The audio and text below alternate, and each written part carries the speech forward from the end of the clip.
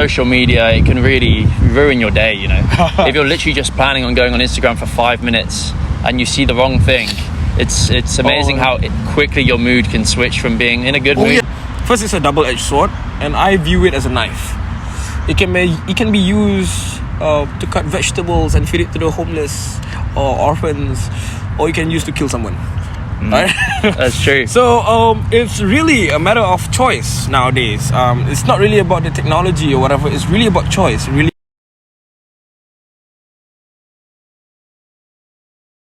Hey guys, it's me Harris, and today we're gonna be doing a self-improvement video, but today with a different kind of twist, because we have a guest, Mr. Jacob Carnegie. How are you, motherfucker? Good, thank you very much. How are you? How are you? Swearing, no, sorry. Okay. So in today's topic, we're gonna be talking about our experience of not using social media for a period of time. And a disclaimer: we do not usually.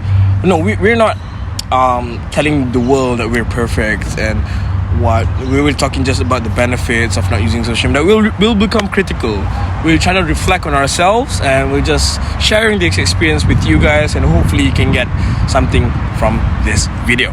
So without any further ado, let me just state out the prompt and you'll answer the prompt. I'll try to. So the prompt is, Mr. Jacob Carnegie, how was your experience like during going cold turkey, not using social media at all, and how did it make you feel?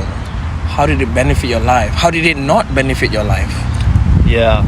So I guess some background is I've been struggling on and off. Well, not struggling. I've just been before that, conscious. Could you just tell me why do you do self-improvement? And just continue with the prompt. I guess why wouldn't you do self-improvement? Yeah, let's go. Who doesn't want to be the best version of themselves? Like, okay. You know, we're not here to be mediocre or live bad lives or sad lives. We want to live the happiest life we can. And self-improvement is a way to get there, I think. So I can see that physically. Show them your biceps, bro. Show them your biceps. Oh, fuck. Yeah, man. And I think that's the thing. We don't want to go on too many tangents here, but the gym is, in my opinion, the central most thing you can do for self-improvement. It's the anchor for everything else. Self-improvement. If you start going to the gym, everything else will start to fall into place. But don't you think social media is a place where you can inspire people by going to the gym, but also it can deteriorate you at the same time? So it's kind of ironic. Yeah. So what are your thoughts on the usage of social media, and why do you stop it? Well, this is the thing. I remember you saying it's a double-edged sword, social media, because like there's a lot of positives you can take out of social media, a lot of amazing self-improvement stuff. Like everyone who's watching here is watching this on a form of social media and YouTube, so there's a lot of positive information and content you can get off these social medias. But then, you know, I think social media is wired to give you instant gratification through dopamine, and that dopamine is addictive. So even if you're watching self-improvement videos, you get a small hit of dopamine from that, and you can watch more and more videos, and before you know it, 2 hours have gone down the drain, and you've not really gained too much from it. So that's led me to experiment with my uses of social media, and I've been doing so for about 3 years, trying to find out what works best for me with regards to my social media usage, because going cold turkey is something that would be ideal if possible, but we're both at university. It's almost essential that we do have to go on social media to talk to people, group projects, meet new people, get people's numbers, just so you can communicate with others. So it's almost an essential thing. So you've got to really learn to optimize how to use social media. And one way in which I'm doing that is not going cold turkey, but doing something called a dopamine detox, which I'm sure you're maybe familiar with. Yeah. And I've done a couple since being out here at Sydney, which is essentially where you'll delete all social media or disable just for a week or so, and not go on any social medias for a week. So no Twitter, Instagram, YouTube, and some people even go as far as no music, no podcasts. Just to refresh yourself, right? Yeah. Mm-hmm. Yeah, just to refresh myself, and like then you get back into it. Like after the week is up, you can re-download the apps, but I think you'll be a bit more conservative with your use. You'll realize that there's more to life than social media after that 1 week break, I think. You'll be more aware and you'll be more present, isn't it? Right? Okay. So my analogy, an extension of your analysis is that first it's a double-edged sword, and I view it as a knife. It can be used to cut vegetables and feed it to the homeless or orphans, or you can use to kill someone. Right?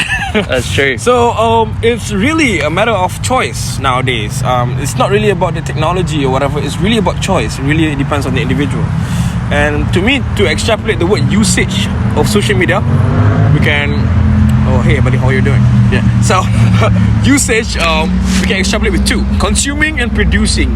I reckon I've slowed my intake of consuming social media, and I'll do deliberate actions of finding information on the internet. I mean, that's way better than just getting fed on and spoon fed and stuff like that.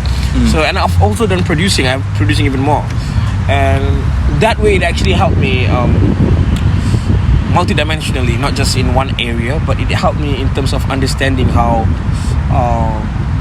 people work in a society. By producing content, you can understand the algorithm, stuff like that, demographics and stuff like that. But consuming is like you are potentially submitting yourself to something that doesn't exist. So, but that's just an idea of it. Hopefully we can sustain our idea of not using social media. But your point was a very, very mature point. Not going cold turkey for forever, but going periodically, 1 week after another, right? Yeah. So how do you see yourself now once you stopped social media compared to yourself using social media every day? And do you think it's a really good way of self-improvement? Is it a big portion of self-improvement, like cutting social media? Yeah, I would say in relation to your second question, I think it is, because social media, it can really ruin your day, you know. If you're literally just planning on going on Instagram for 5 minutes and you see the wrong thing, it's amazing how quickly your mood can switch from being in a good mood to feeling productive to you're now like you're feeling exactly bad. Because okay, this is a controversial point, but I don't want to know what the fuck you did last night or this morning, because first of all, it doesn't benefit me. Second, maybe I have this fear, I mean, like, what I don't know won't hurt me. So if you go out somewhere with whoever, will hurt me in the past. But if I don't know that, it won't hurt me. So some of the things that, you know, that's like very minor or very subtle, we actually as individual know how painful it is. But I don't really need to know that. I mean, I can't control my fingers from when to tap or not. I mean, it's all within the brain, bro. I mean, and then I guess to extend on that point, just a little context. I'm in university at Sydney. I've been here for like 2 months maybe, and I'm only here for a year. And like I'll go on Instagram and I'll see somebody that I met a couple of weeks ago, and they're doing something really cool in Sydney or really cool in Australia, and there's almost that bit of jealousy or lack of self-worth. I'm like, wow, they're doing really fun shit, and I'm sat here in my bed on Instagram, and like then you'll be like, I'm not doing enough. Lack of self-worth is a right way to describe it. Yeah, you feel shit, bro. You're comparing yourself to others. Exactly, that's the point. That's the idea of today's really topic: comparing yourself with others. And the idea of self-improvement is becoming content with yourself, becoming fulfilled. In philosophy jargon, is flourishment. Alright? There you go. But it's self-content. That's what we strive for, actually.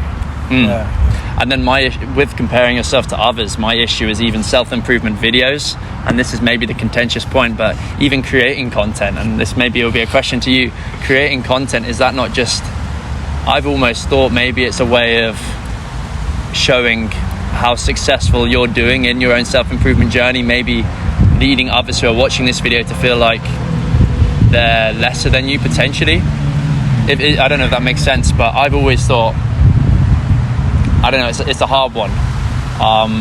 Like, no, I get it. If you're creating videos, then other people will be comparing themselves to you, and I don't know if I want people to compare themselves to me, because we're all our own person. Like, we're out here on our own journeys, they're on their journeys. That's a really good point. That's a really good lens to put on. Wow. So yeah, I don't know if it fully makes sense. I think it all lies down to the intention of the person. If you intend to flex or you intend to inspire, it's two different things. Yeah. But it's there's a thin line between them. It's different things, but there's a thin line between it. It's almost similar. So I think you have to make a very, very clear intention to the audience. It's meant to inspire, not to flex. But the way you perceive it is not my control. So I guess it's within the audience as well. As long as we have a noble intention, I think that's what matters the most. And it's just about then keeping the ego in check, I guess, because it's the ego just creeps up on you. You think maybe you start off a noble intention and like we'll create some videos, say. Oh yeah, we're talking about the long run, right? In 3 or 4 weeks, maybe like I'll be like, oh, I like the attention I'm getting, or something like that. And it's like someone up on you, and you didn't mean for that to happen. Okay. So it's all about constantly keeping yourself in check, and maybe that's where journaling comes in, really be analysing your thoughts and all this sort of thing. So then you know. A good point. Okay. Now attention is the new currency. You have to understand that. Not just in the terms of monetization, but also in the terms of having social skills or having friends or whatever. Now because of that, attention is the new currency. Money or currency is an amplifier of you. Let's say you're a fucking geek. No, fuck, you're a geek. You're a geek and you're a loser. If you get money, heaps of money, or in this case currency, you'll be way worse off. But if you're a man of character and stuff like that, and you have the amplifier of currency and money, it amplifies you to become the man. So I guess it boils down to the person producing the content. If you are a piece of shit, and if you are the man, the attention or the currency amplifies you. So if you're the shit, you just put a mere facade saying that I'm the man, whatever, and then you will become shit because of the amplifier of this. But if you from the very start you know what you want, I don't care, very stoic with my beliefs and everything, with the surrounding and stuff like that, you will still be the man regardless. So I believe attention currency is just the amplifier of ourselves right now.